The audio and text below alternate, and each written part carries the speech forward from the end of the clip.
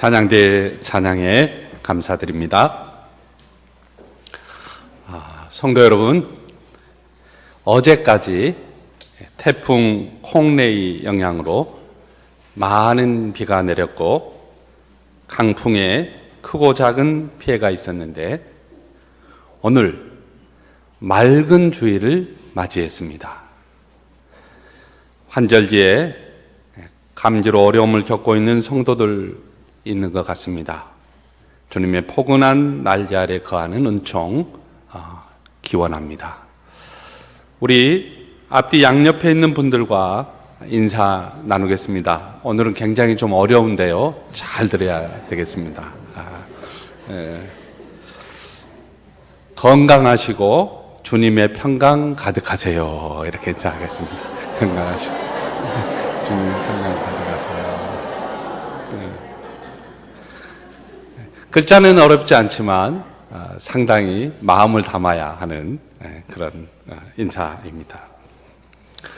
성도 여러분, 지금 전 세계에 흩어져 있는 기독교인의 비율이 얼마나 되는지 아세요? 2012년 자료에 의하면 71억 인구 가운데 약 24억으로 기독교인이 33% 정도 된다고 합니다. 그러니까 100명 가운데 33명이 기독교인이라는 말이에요. 물론 이 가운데에는 로마 캐톨릭, 천주교죠. 천주교, 동방정교회 등도 포함되어 있는데 그럼 개신교인은 얼마냐 그랬을 때 100명 가운데 약 11명 정도가 개신교인이라고 볼 수 있습니다. 세계 인구를 100명으로 치면 약 11명이 개신교인입니다. 예수 그리스도의 부활과 승천 이후에 예수님의 제자들에 의해서 시작된 예루살렘 교회, 역사상 처음 생겨난 교회가 널리 퍼져나가기 시작했습니다. 사도행전 1장 8절 말씀이 이루어진 것이죠. 오직 성령이 너희에게 임하시면 너희가 권능을 받고 예루살렘과 온 유대와 사마리아와 땅끝까지 이르러 내 증인이 되리라. 이 말씀이 이루어진 것입니다. 근데 놀랍게도 예루살렘의 초대교회가 확장된 배경에는 핍박이 있었습니다.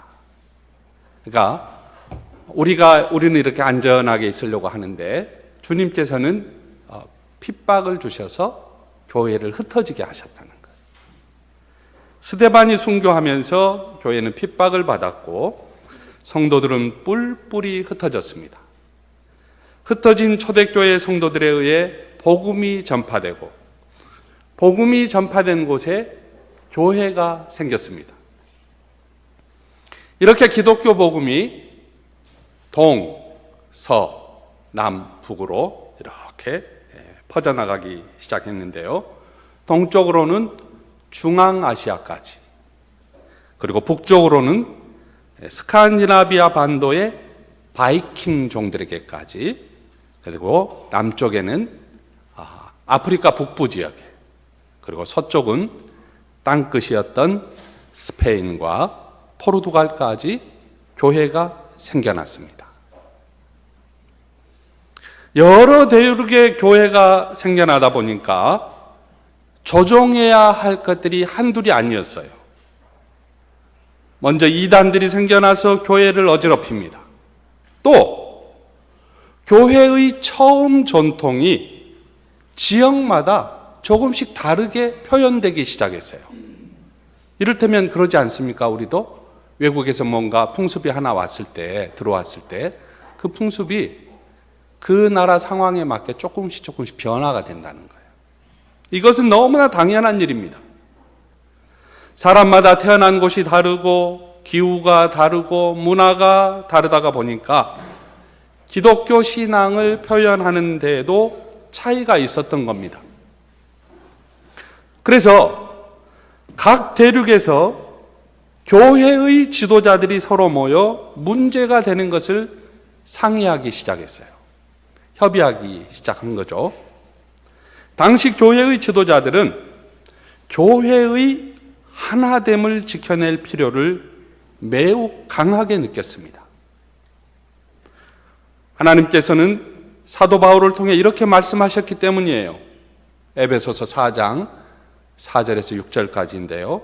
우리 자막을 보면서 한번 같이 읽어보겠습니다. 함께 읽겠습니다. 몸이 하나요 성령도 한 분이시니 이와 같이 너희가 부르심의 한 소망 안에서 부르심을 받았느니라. 주도 한 분이시요 믿음도 하나요 세례도 하나요 하나님도 한 분이시니 곧 만유의 아버지시라. 만유 위에 계시고 만유를 통일하시고 만유 가운데 계시도다. 이 말씀이죠. 세계교회 회의는 여러 차례 진행이 됐어요. 이것을 에큐메니컬 공의회라고 합니다. 잊어버려도 괜찮아요. 이 각 대륙의 지도자들은 거의, 놀라지 마세요, 500년 이상을 모였어요. 수차례에 거쳐서 모이고 협의해서 이루어낸 결과가 뭐냐? 예수님은 참 하나님이시오. 예수님은 참 사람이시고 우리는 예수 그리스도 안에서 하나된 교회의 지체다. 이것을 고백하자고 약속한 거예요.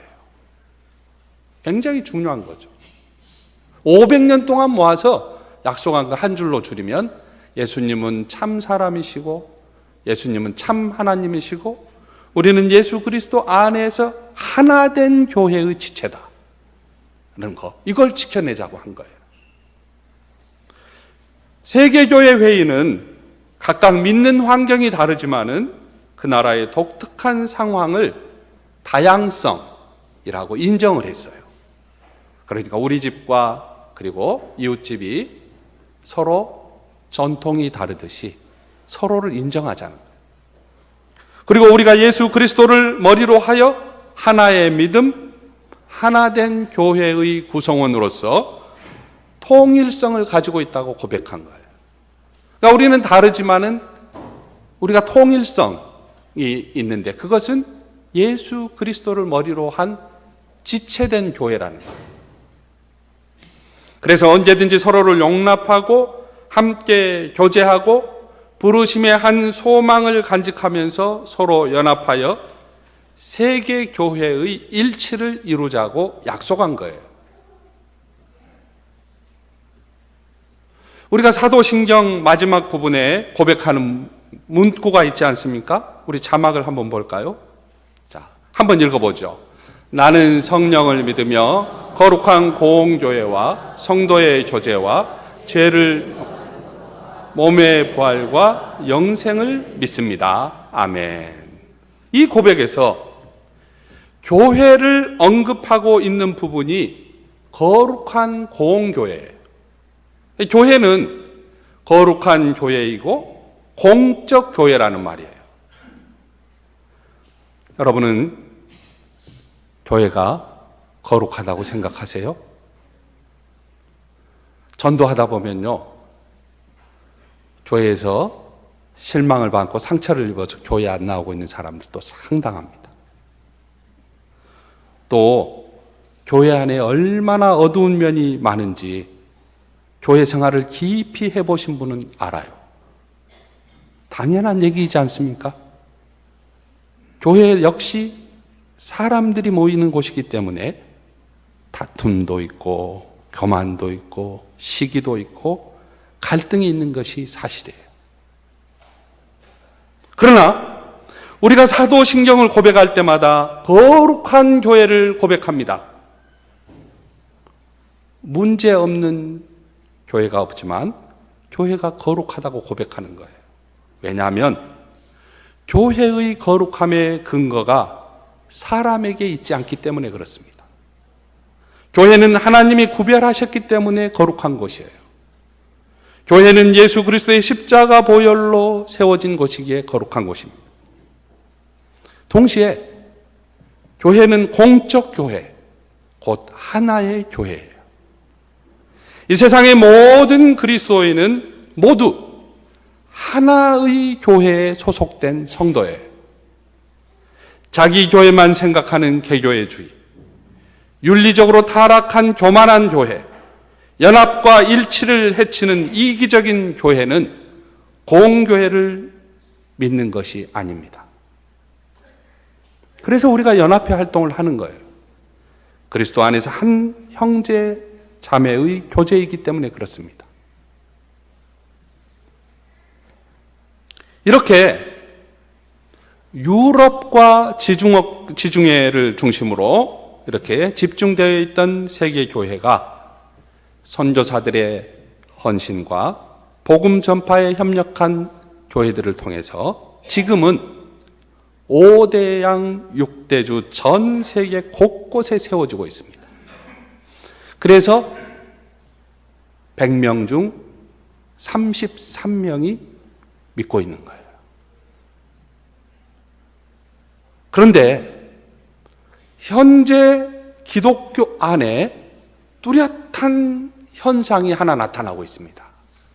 그것은 지금까지 서구의 기독교가 중심이 되어서 세계 교회의 부흥을 이끌던 시대가 지나가고 있다는 사실이에요. 그러니까 유럽을 축으로 하던 서구 기독교의 시대가 저물고 제3세계의 기독교가 부흥하고 있습니다. 다시 말해 한국을 비롯하여 중국으로, 인도네시아로, 그리고 인도와 아프리카로, 몽골로, 남미와 중동권으로 기독교가 번져가고 있습니다. 아니, 이제 한국도 이 대열에서 벗어났어요. 기독교에 속한 교회가 이제 지구의 북반구에서 남반구로 이동하고 있는 모습이 뚜렷이 목격되고 있습니다. 기독교의 이 뚜렷한 이 모습, 제3세계에서 성령의 임재와 기름 부으심, 대각성 운동, 부흥 운동이 활발히 전개되고 있어요.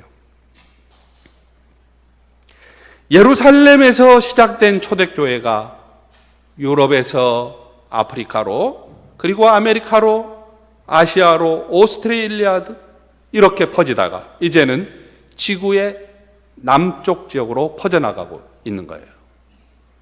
이렇게 교회가 전 지구적 차원으로 확장되고 복음이 전진하게 되자 세계의 기독교 지도자들이 다시 진지한 논의를 할 필요를 느끼게 된 거예요. 그것은 에베소서 4장의 말씀을 어떻게 실현할 것인지 그것이 중요했기 때문에 그렇습니다. 몸이 하나요, 성령도 한 분이시니 이와 같이 너희가 부르심의 한 소망 안에서 부르심을 받았느니라. 주도 한 분이시요, 믿음도 하나요, 세례도 하나요, 하나님도 한 분이시니. 그래서 교회의 지도자들이 두 가지를 고민하게 되었어요. 우리가 어떻게 기독교 정체성을 유지할 수 있는가?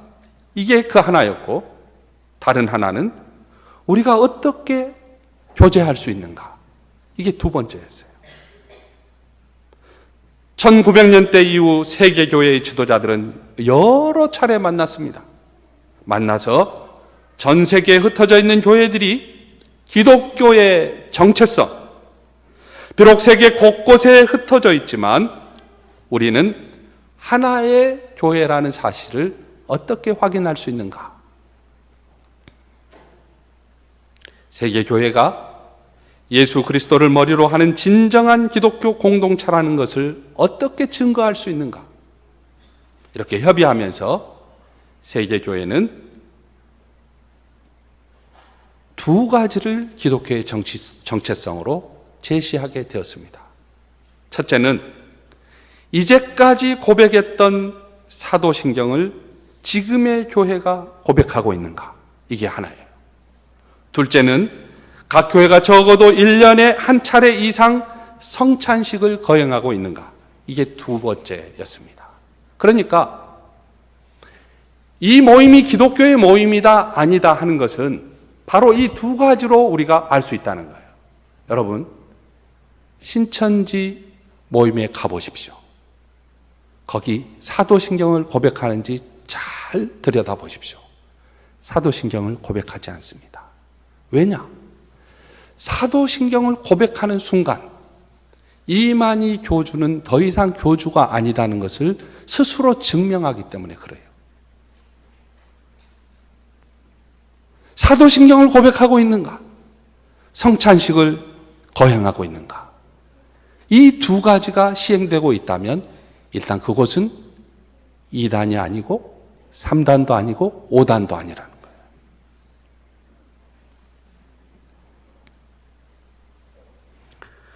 그리고 나머지 문제들은 다양성으로 인정하기로 한 거예요. 교회를 풍부하게 하는 각 지역의 전통으로 인정하자는 거예요. 우리 집과 다른 집이 똑같을 수는 없는 거 아니냐, 이런 말이죠. 어떤 민족은 말씀 공부하기를 좋아했어요. 우리 한국 민족이 그랬습니다. 유교 영향권 안에 있었기 때문에 공부를 좋아하고 자녀들에게 교육을 시키려고 하고, 그래서 성경 공부하기를 좋아한 민족이 있고, 또 어떤 민족은 찬양하기를 좋아하고, 아프리카 민족 그러지 않습니까? 이 사람들에게는 한국식으로 복음을 전했다가는 아무도 안 믿어요. 이분들에게는 어떻게 접근해야 되냐면 요거 두둥둥둥 요거 있잖아요. 찬양하고 그러면서 함께 하고, 그 다음에 원주민들에게는 같이 이렇게 이 춤도 추면서 같이 이렇게 복음을 전해야 되는 거죠. 또 어떤 민족은요, 교제하기를 좋아해요. 차 마시기를 좋아하고, 어떤 민족은 기도하기를 좋아하고, 어떤 민족은 예배에서 장중한 의전을 좋아해요. 어떤 민족은 성찬식을 1년에 2차례만 하는 게 아니라 매주 하기를 좋아하는 민족도 있어요.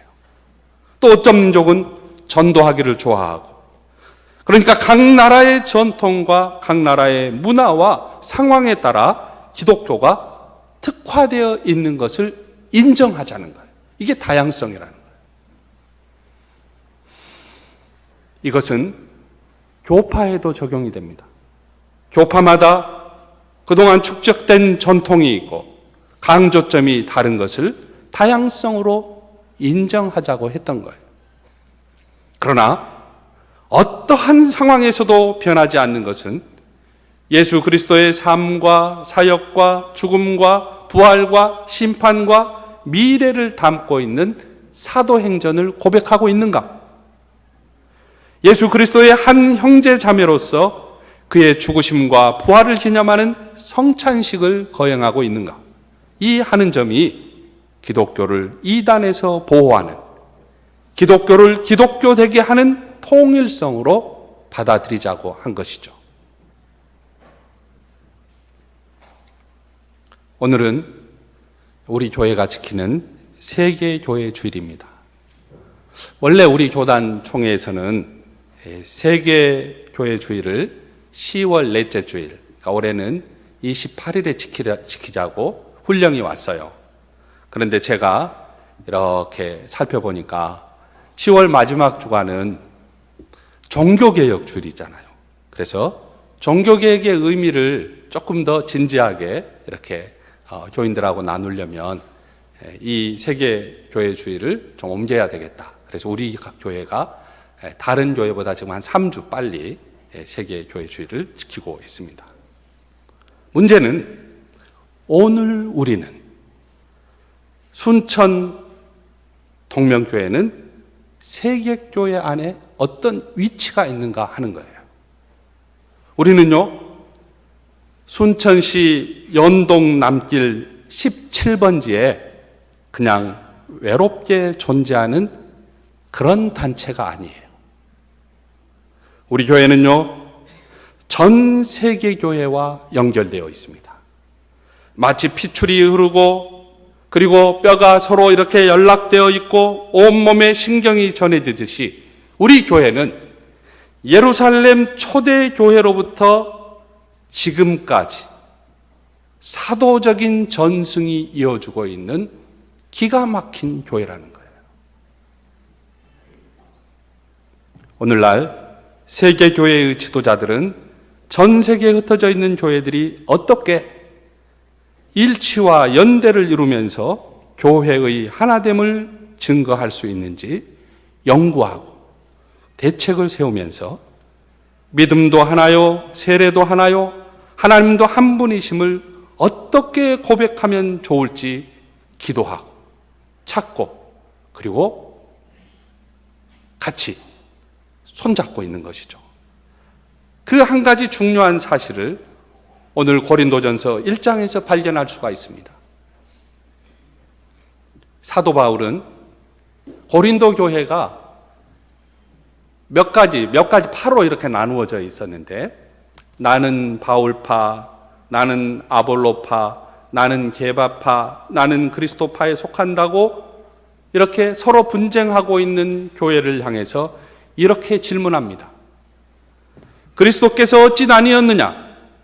바울이 너희를 위하여 십자가에 못 박혔으며 바울의 이름으로 너희가 세례를 받았느냐? 사도의 대답이 무엇입니까? 우리 17절 말씀을 함께 읽어보겠습니다. 17절입니다. 그리스도께서 나를 보내심은 세례를 베풀게 하려 하심이 아니요 오직 복음을 전하게 하려 하심이로되 말의 지혜로 하지 아니하면 그리스도의 십자가가 헛되지 않게 하려 함이라. 아멘. 사도 바울은 우리가 그리스도의 이름으로 세례를 받은 한 형제 자매라고 강조합니다. 그런데 우리의 현실은 어떠합니까? 그리스도께서 갈라진 적이 없는데 우리는 갈라져 있고, 그 도구인 교회도 마찬가지로 이기적인 개교회주의로 갈라져 있습니다. 오늘의 교회들이 보이지 않는 하나님의 말씀을 순결하게 전하기보다는 교세 확장을 하고 자신의 영광을 드러내기에 급급하지 않았는지 돌아볼 일이에요.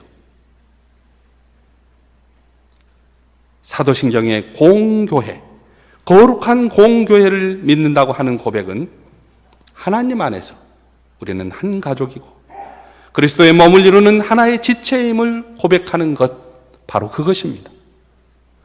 우리가 어떤 교파의 전통에 서 있든지 간에 기독교는 한 하나님을 섬기며 세상을 구원하기 위한 선교에 있어서도 하나로 연대할 것을 선언한 것과 같다는 거예요. 성도 여러분, 혹시 선교 예양 협정이라는 말을 들어보셨는지요? 선교 예양 협정. 그러니까 선교지에서, 앞에 선교는 선교지에서, 예는 예의를 갖추어, 양은 양보하는 협정이라는 뜻이에요. 선교 예양 협정인데, 우리나라 선교 초기에 선교사를 보낸 곳이 몇 군데 있어요. 미국 북장로교, 미국 남장로교, 미국 북감리에, 미국 남감리에, 그리고 호주 장로교, 캐나다 장로교, 이런 데서 우리나라에 선교사를 보냈습니다. 파송을 받은 선교사들이 한국에서 이렇게 활동을 하다 보니까 경쟁적으로 선교 활동을 전개하는 것이 아름다운 일이 아니다고 하는 사실을 느끼게 됐어요. 그래서 선교사들은 여러 차례 만나서 한국에서 선교지를 분담하기로 서로 협정한 거예요. 평양북도 지역을 시작으로 선교 분담 이 협의가 진행이 됐는데요. 몇 차례의 조정을 거친 후에 미국 북장로교는 평안도, 황해도, 경상북도 지방을 맡기로 했어요. 미국 북장로교는. 그리고 미국 남장로교는 전라도와 대전, 부여 등 충청남도 일부와 제주도를 맡기로 했어요. 캐나다 장로교회는 지금 이 그림에서 보듯이 엷은 하늘색, 그러니까 함경도 지방을 맡기로 했는데, 캐나다가 미국에 있어서 좀 춥잖아요. 그러니까 너희들 기후하고 좀 맞는 데를 맡아라.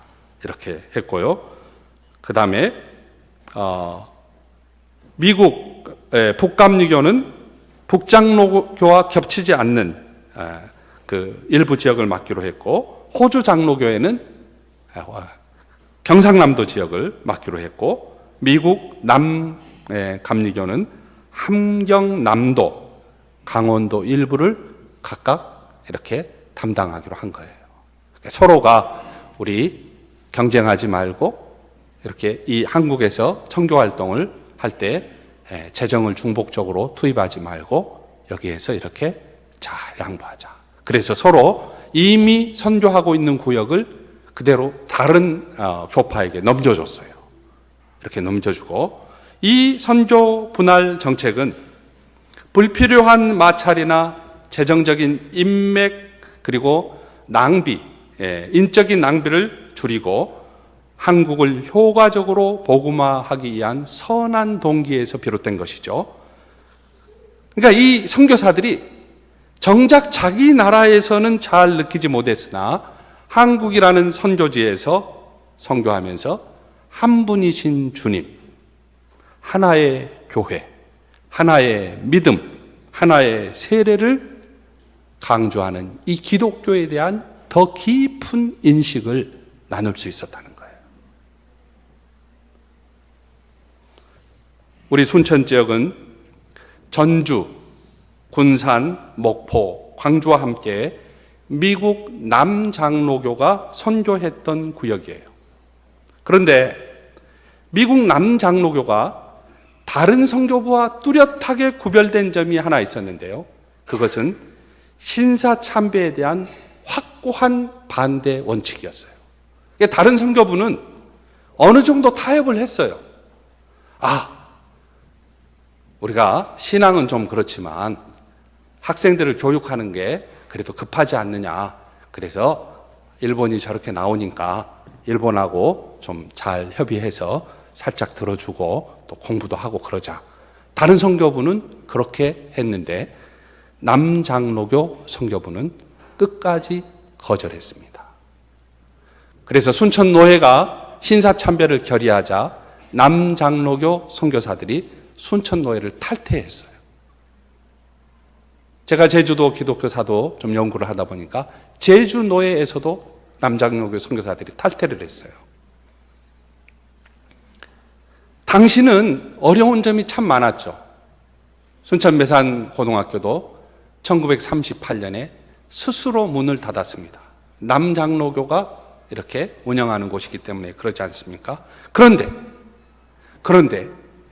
바로 이 철저한 신앙의식이 지금 전국에서 기독교인 비율이 순천이 가장 높은 곳에 속합니다. 그리고 순교자적 기독교 신앙이 다른 데보다도 훨씬 순결하게 자리 잡은 곳이 어디냐? 순천이에요. 그러니까 남장로교 선교사들의 선교 방향과 연결점이 있는 거죠.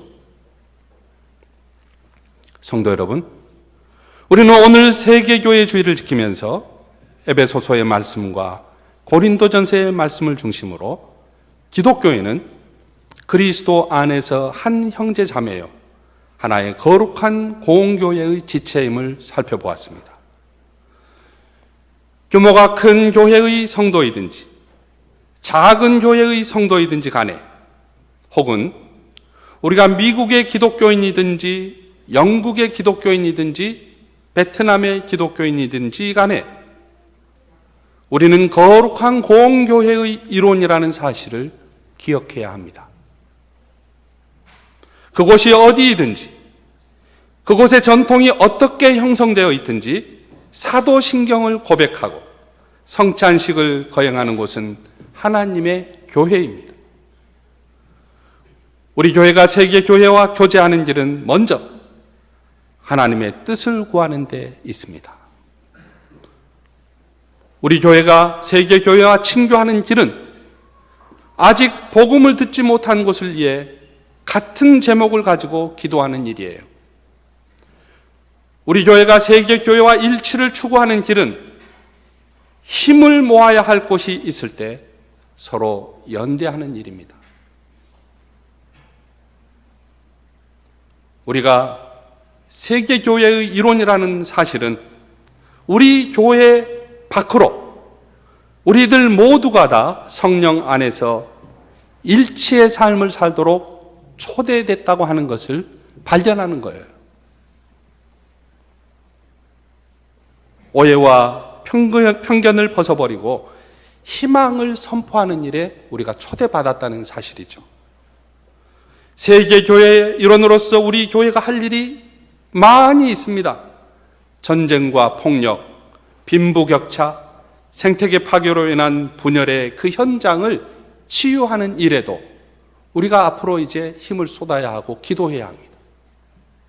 비록 규모가 큰 교회에서 보내는 것만큼 많은 물질로 참여할 수는 없다 할지라도 단돈 10,000원을 예수 그리스도의 이름으로 우리가 보낼 때 거기에 이런 귀한 뜻을 담아서 함께 기도하면서 참여하는 거예요.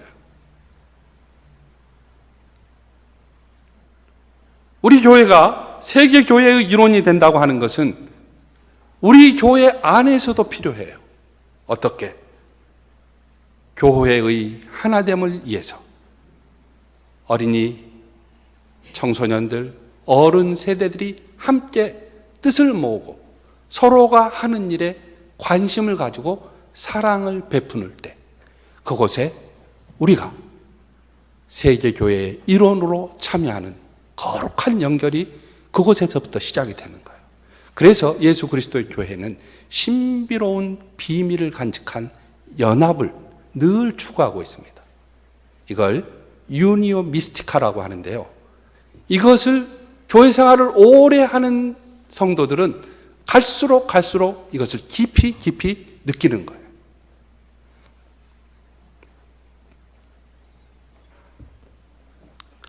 우리 교회가 세계 교회의 일치와 연대를 위해 힘쓰는 교회가 되기를 축복합니다. 순천 동명교회가 거룩한 공교회로서 바르게 가르치고 바르게 전수하고 바르게 배우는 과정을 만들어갈 수 있기를 주님의 이름으로 축복합니다. 기도하겠습니다. 은혜로우신 하나님,